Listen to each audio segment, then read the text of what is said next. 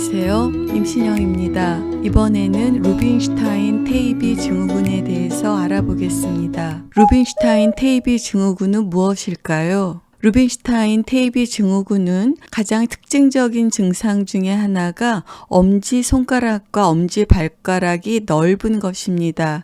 신생아가 태어났는데 엄지손가락과 엄지발가락이 넓고 그리고 넓은 엄지손가락이 바깥으로 이렇게 벌려져 있는 증상이 있고 그리고 코가 길고 코 아래가 아래로 쭉 빠지는 이러한 특징적인 증상이 있으면서 발달 지연과 지적장애를 보이는 유전 질환입니다. 루빈슈타인 테이비 증후군은 16번 염색체에 위치하는 크랩 바인딩 프로틴 유전자의 변이가 약 60%의 루빈슈타인 테이비 증후군 원인에 해당합니다. 그리고 일부에서 22번 염색체에 위치하는 EP300 유전자의 변이에 의해서 발생합니다. 따라서 루빈슈타인 테이비 증후군은 발달 지연과 지적장애를 보이고 엄지손가락과 첫 번째 발가락이 넓은 것, 그리고 코가 길고 코 아래가 코르멜라가 아래로 쭉 빠지는 특징적인 얼굴 모양을 보이는 신경 발달성 질환을 이야기합니다. 상염색체 우선 질환인데 거의 대부분의 루빈슈타인 테이비 증후군은 새로 발생한 새로운 돌연 변이에 의해서 발생합니다. 즉 루빈슈타인 테이비 증후군 아동의 부모는 대부분 정상입니다. 물론 일부에서 가족 사례가 보고되었지만 대부분의 루빈슈타인 테이비 증후군은 새로 생긴 돌연 변이에 의해서 발생합니다. 루빈슈타인 테이비 증후군 아동입니다. 지적장애가 있고 코가 길고 코르멜라가 아래로 빠져 있는 것을 볼 수 있고 가장 특징적인 형태 중에 하나가 엄지손가락과 엄지발가락이 매우 넓은 것입니다. 루빈슈타인 테이비 증후군 아동인데 발달 지연이 있고 코가 길고 엄지손가락이 넓고 엄지발가락이 넓은 것입니다. 지적장애를 동반하는 경우가 대부분입니다. 루빈슈타인 테이비 증후군은 1963년에 소아과 의사인 루빈슈타인과 소아영상의학과 의사인 테이비에 의해서 7케이스가 보고되고 그 이후에 전 세계적으로 보고되고 있으면서 인종과 남녀 간의 차이는 없습니다. 닥터 루빈슈타인과 닥터 테이비입니다. 이 두 분은 한 미팅에서 만나서 손가락이 넓고 특징적인 얼굴의 형태와 지적장애를 동반하는 아동을 각자 경험했다는 것을 알게 되었고 7케이스를 모아서 이와 같이 보고하였습니다. 이 보고 이후에 두 분의 성을 따서 루빈슈타인 테이비 증후군으로 명명되었습니다. 루빈슈타인 테이비 증후군의 유병률에 대해서 알아보겠습니다. 매우 희귀한 질환으로서 10만 명의 신생아당 1명꼴로 발생합니다. 2021년에 우리나라의 총 출생아 수는 26만 500명이었습니다.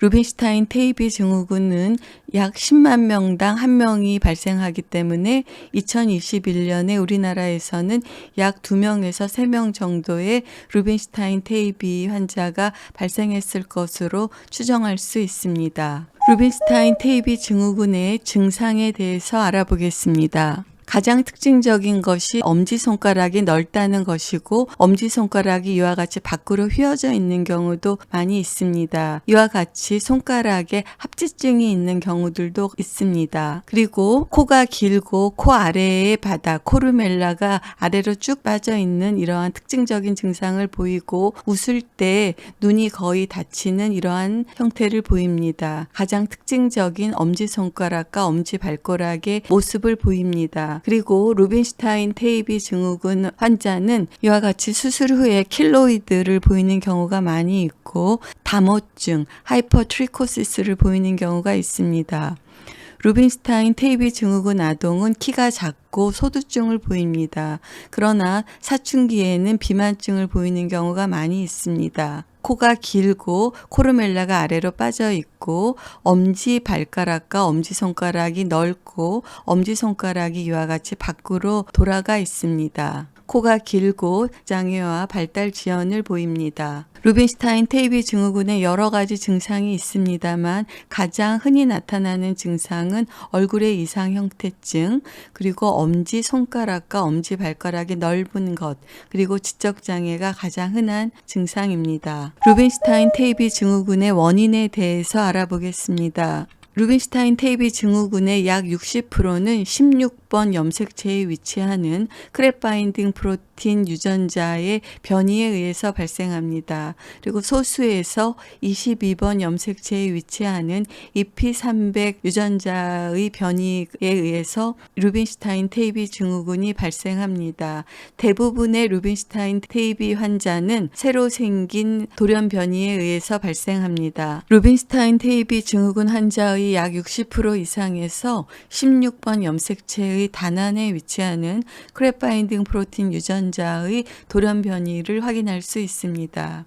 그리고 일부 환자에서는 크랩 바인딩 프로틴 유전자를 포함한 16번 염색체에 결실이 있는 경우도 있고, 이 경우에는 크랩 바인딩 프로틴 유전자를 포함한 다른 유전자의 결실이 있기 때문에 임상 증상이 더 심할 수 있습니다. 그리고 소수의 환자에서 EP300 유전자의 돌연 변이가 확인됩니다. 그러나 루빈슈타인 테이비 증후군 환자의 약 30% 정도는 크랩 바인딩 프로틴 유전자나 EP300 유전자의 돌연 변이나 16번 염색체의 결실이 없습니다. 루빈슈타인 테이비 증후군은 대부분 자연 발생적으로 나타나며 상염색체 우성 유전됩니다. 루빈슈타인 테이비 증후군 환자의 약 60%에서는 크랩 바인딩 프로틴 유전자의 돌연 변이에 의해서 발생하고 여러 가지 형태의 돌연 변이가 발생할 수 있고, 일부에서는 크랩 바인딩 프로틴 유전자를 포함한 16번 염색체 단안에 미세 결손이 있는 경우도 있고, 이 경우에는 임상 증상이 더 심합니다. 또한 일부에서 EP300 단백질의 돌연 변이에 의해서 루빈슈타인 테이비 증후군이 발생합니다. 따라서 루빈슈타인 테이비 증후군은 크랩 바인딩 프로틴 유전자의 돌연 변이나 결손에 의해서 발생하는 경우가 60%입니다. 그리고 EP300질에 의해서 발생하는 루빈슈타인 테이비 증후군이 있고, 약 30%에서는 다른 유전자의 변이에 의해서 루빈슈타인 테이비 증후군이 발생하는 것으로 알려져 있습니다. 크랩 바인딩 프로틴 유전자와 EP300 유전자가 만드는 단백질이 CBP 단백질과 P300 단백질입니다. 두 단백질은 서로 다른 단백질이지만 유사한 기능을 공유하고 있습니다. 즉, 두 단백질 모두가 라이신 아미노산의 아세틸기를 전달하는 기능을 갖고 있습니다. DNA는 히스톤 단백질에 말려서 크로마틴이라는 구조를 형성하고 있습니다. 크로마틴의 기능을 유지하는 기전이 여러 가지가 있는데, 그 중에 하나가 히스톤 단백질에 메칠기를 붙이거나 아세틸기를 붙이는 기전입니다. 크랩 바인딩 프로틴 유전자가 만드는 CBP 단백질, 그리고 EP300 유전자에 의해서 만들어지는 P300 단백질은 히스톤 단백질에 아세틸기를 붙이고, 또 하나는 다른 여러 전사인자나 단백질에 아세틸기를 붙여서 필요한 유전자가 전사될 수 있도록 적절한 환경을 만드는 기능을 합니다. 그러나 루빈슈타인 테이비 증후군에서처럼 크랩 바인딩 프로틴이나 EP300 유전자의 기능에 이상이 생기면 이와 같은 크로마틴의 구조에 영향이 발생해서 정상적인 유전자의 발현이 어려울 수 있습니다.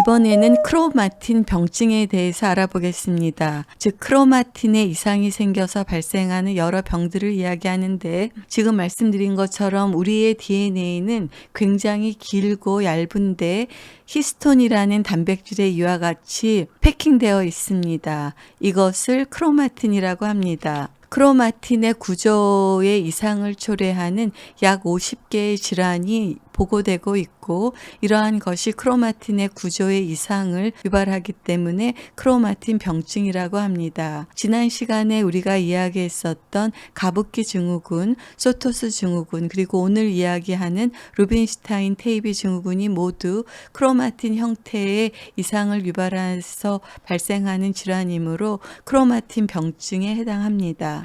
소토스 증후군이라는 것은 키가 크고 머리가 크고 발달 지연이 있으면서 얼굴이 길고 이마가 넓은 특징적인 증상을 보이는 유전성 질환입니다. 키가 크고 머리가 크고 얼굴이 긴 증상을 보이는 질환인데 소토스 증후군은 NST1 유전자의 변이에 의해서 발생하는 질환입니다. NST1 유전자는 히스톤 단백질의 라이신에 메칠기를 붙이는 역할을 하는 단백질입니다. NST 유전자의 변이가 있기 때문에 이와 같은 정상적인 히스톤의 구조가 만들어지지 않아서 유전자의 발현에 이상이 생기는 질환입니다. 크로마틴 병증에 해당합니다. 가부키 증후군은 발달 지연이 있으면서 이와 같이 눈이 길고 아랫눈썹 바깥쪽이 뒤집어지면서 손가락 끝이 볼록볼록한 특징을 나타나는 증후군입니다. 가부키 증후군은 역시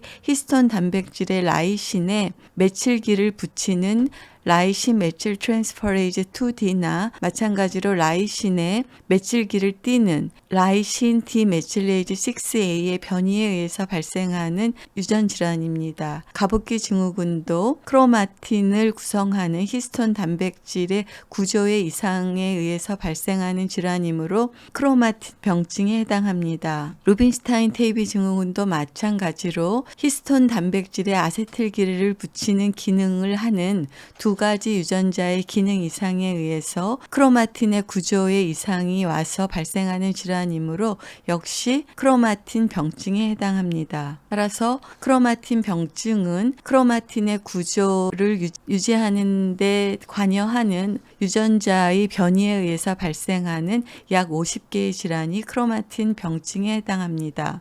루빈슈타인 테이비 증후군의 진단에 대해서 알아보겠습니다. 루빈슈타인 테이비 증후군의 명확한 진단 기준은 없습니다. 그러나 루빈슈타인 테이비 증후군은 아기가 태어났는데 엄지손가락과 첫 번째 발가락이 넓고 그리고 코가 길고 아래로 빠져 있으면 루빈슈타인 테이비 증후군을 강력하게 의심할 수 있습니다. 아기가 성장하면서 키도 작고 머리도 작고 지적장애를 보이면 더더욱이나 루빈슈타인 테이비 증후군을 의심할 수 있습니다. 임상적으로 루빈슈타인 테이비 증후군을 의심할 경우에 유전학 검사를 통해서 크랩 바인딩 프로틴 유전자와 EP300 유전자에 대한 돌연 변이와 미세 결손을 검사해서 확진할 수 있습니다. 루빈슈타인 테이비 증후군의 치료에 대해서 알아보겠습니다. 크랩 바인딩 프로틴 유전자나 EP300 유전자의 변이 자체를 고칠 수는 없습니다. 지적장애에 대한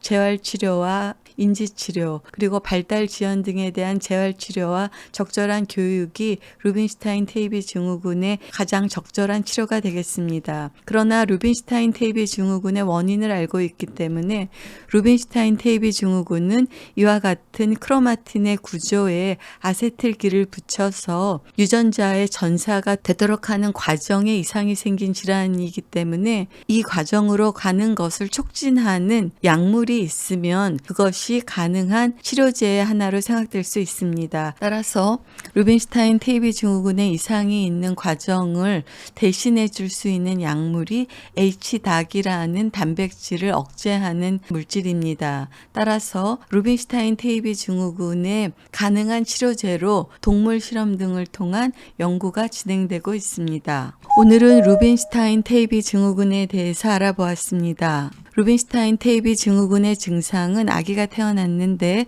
엄지손가락과 엄지발가락이 넓고 코가 길고 아래가 빠져 있으면 루빈슈타인 테이비 증후군을 의심할 수 있습니다. 아기가 성장하면서 키가 작고 소두증이 있고 발달 지연과 지적장애가 있으면 의심할 수 있습니다. 희귀 유전 질환으로서 10만 명의 신생아당 1명꼴로 발생합니다. 원인은 크랩 바인딩 프로틴 유전자나 EP300의 변이에 의해서 발생하고 약 30% 정도는 원인을 찾을 수 없습니다.